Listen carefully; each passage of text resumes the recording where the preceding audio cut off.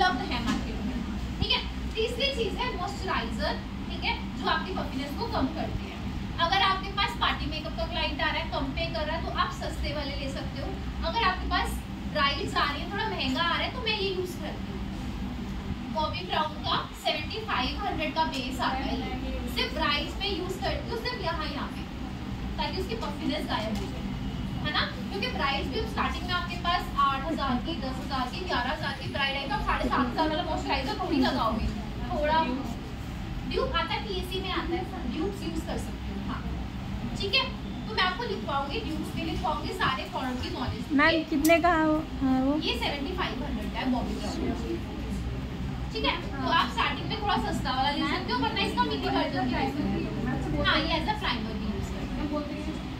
ये enrich base है, vitamin enrich base है। ये बेसिकली हाइड्रेशन के लिए यूज करते हैं, all in one primer and moisturiser. इसके ऊपर भी लिखा हुआ है ये मॉइस्चराइजर प्राइमर है। एज अ मॉइस्चराइजर पूरे फेस पे भी यूज कर सकते हो। जो ब्राइड्स 1-1 लाख रुपए देती है, उनकी तो पूरे फेस पे भी लगा सकते हो, है ना। अब जो ब्राइड दे रही है 8000 रुपए दे रही है, कहाँ लगाओगे? चिन्ना चिन्ना से यहाँ पे लगा दो, है ना। जितना कंजूसी से क्लाइंट पैसा देगा, आप उतना कंजूसी से प्रोडक्ट लगाओगे। मैम ये पफीनेस को हाइड करता है, हाइड करता है, हाँ, कम करता है बेसिकली। वो आईज पे ही होते हैं लोगों पर, क्या आईज पे यहीं भी होती है, यहीं भी होती है, ज्यादा फेस पे पूरी नहीं होती, ठीक है। तो आप अच्छे प्रोडक्ट्स यूज करो, पैचेस यूज करो, अच्छे मॉइस्चराइजर यूज करो, उससे आपकी पफीनेस हट जाती है। बिना इसके मेकअप करोगे तो पफीनेस रहेगी, ठीक है। दूसरी चीज, मेकअप ग्रे हो गया। ग्रे होने का सबसे बड़ा कारण होता है कि आपने जो कंसीलर्स हैं या आपकी जो करेक्शन है फेस की, ये सही नहीं है। जहाँ पर भी डार्कनेस होती है, वहाँ पे हमें क्या करनी पड़ती है? करेक्शन, ठीक है। करेक्शन सही नहीं करी है, या आपने करेक्शन की जो क्वांटिटी है वो सही नहीं ली है, बिल्कुल सोच के भी नहीं लगाना प्रोडक्ट, और बिल्कुल ही घर भी नहीं देना, ठीक है। सोच के लगाओगे तो ग्रेनेस दिखेगी और वो ऊपर भी दिखेगी, और बहुत ज्यादा लगाओगे तो मेकअप केक हो जाएगा, ठीक है। तो ठीक है, मैंने उसके ऊपर ठोक दिया सफेद फाउंडेशन, गोरा भूत बनाने की कोशिश करी मैंने उसे, तो क्या हो जाएगा? मेकअप किसके अंदर मर्ज होके?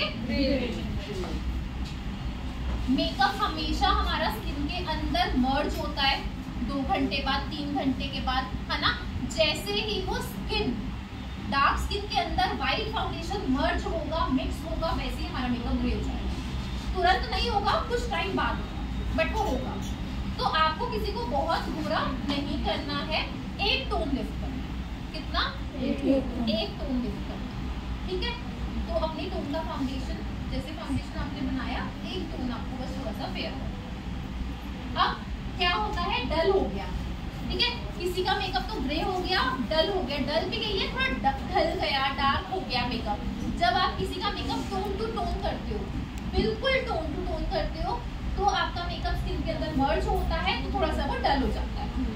तो आपको मेकअप को ना तो टोन टू टोन करना है और ना ही बहुत गोरा बनाना है।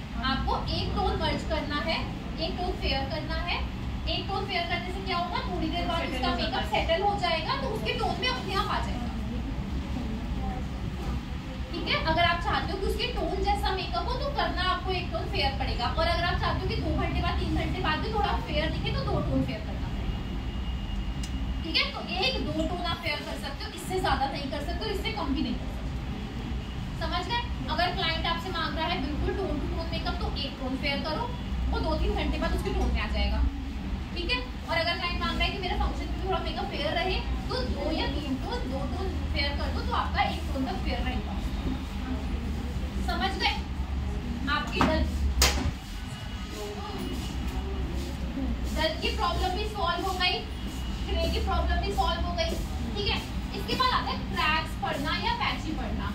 सूखापन होता है तब क्रैक्स पड़ते हैं, ठीक है। बंजर जमीन में ही तो क्रैक पड़ते हैं ना। तो फेस पे अगर सूखापन होगा, आप ढंग से ऑयल नहीं लगाओगे, ऑयल को भी अपना फ्रेंड बना लो, ठीक है। ऑयल एक बहुत अच्छा मॉइस्चराइजर होता है फेस की ड्राइनेस को कम करने के लिए। ऑयल लगाओगे तो आपकी मेकअप नीचे से कैसी हो गई? स्किन स्मूथ हो गई, चिकनी चिकनी सी हो गई। अब आपका मेकअप पे पैचेस नहीं पड़ेंगे, क्रैक्स नहीं पड़ेंगे। अगर आप ड्राई स्किन पे ड्राई प्रोडक्ट्स लगा रहे हो, तो आपका मेकअप क्रैक होगा ही होगा। अगर आप अंडर आई पे जनरली क्या करते हैं, यहाँ तो मॉइस्चराइजर मॉइस्चराइजर लगाते हैं, अंडर आई छोड़ देते हैं, है ना, छोटे एरिया पे हम ध्यान नहीं देते। तो अंडर आई पे अच्छे से रगड़ के मॉइस्चराइजर या आई प्राइमर्स लगाने हैं ताकि आपका बेस जो है वो अंडर आई से क्रैक ना हो, ठीक है। और ड्राई स्किन पे ड्राई प्रोडक्ट नहीं यूज करने, बस ये ध्यान, ठीक है। आई मेकअप ग्रे नहीं पड़ेगा, हाँ कलर पॉप नहीं होते, वो मैं आपको बताऊंगी कलर पॉप आपको कैसे करना। ग्रे नहीं होगा आपका आई मेकअप, ये मेरी गारंटी है, ठीक है। इसके बाद पिंपल पिगमेंटेशन डार्कनेस को हाइड करना। हाइड नहीं हुई, हाइड नहीं हुई का क्या मतलब है, आपने करेंगे ढंग से, प्रोडक्ट ही नहीं लगाया। अगर आप प्रोडक्ट नहीं लगाओगे तो हाइड कैसे होगा? पहली चीज तो ऐसी स्किन पे आपको हाई कवरेज देनी होती है। अगर आप फाउंडेशन की हाई कवरेज नहीं दे रहे हो तो कंसीलर की हाई कवरेज। अगर आपका क्लाइंट का पार्टी मेकअप है और उसकी बहुत ज्यादा पिगमेंटेशन है, फाउंडेशन की हाई कवरेज आप नहीं दे सकते, मेकअप हैवी हो जाएगा, ठीक है। तो आप कंसीलर है, 2 लेयर दो कंसीलर की, पहले ऑरेंज करेक्टर लगाओ, उसके बाद उसे हाइड करने के लिए न्यूट्रलाइजर भी लगाओ, फिर आपका मेकअप में कभी पिगमेंटेशन शो ही नहीं होगा, ठीक है। फिर आ जाता है बहुत ज्यादा फेयर करना, ये तो मैंने आपको बता ही दिया। गोरा तो करना ही नहीं है, गोरा करने से अल्टीमेटली मेकअप क्या हो जाएगा, ग्रे। सारी प्रॉब्लम्स एक दूसरे के साथ ना जुड़ी हुई, ठीक है।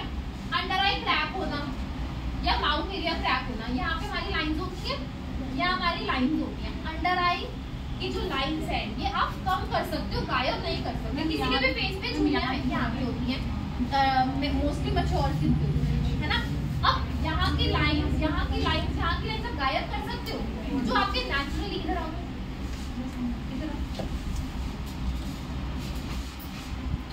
या लाइन दिख रही है आपको, जो बिना फाउंडेशन के लाइन है, फाउंडेशन से उसको गायब कर दोगे आप?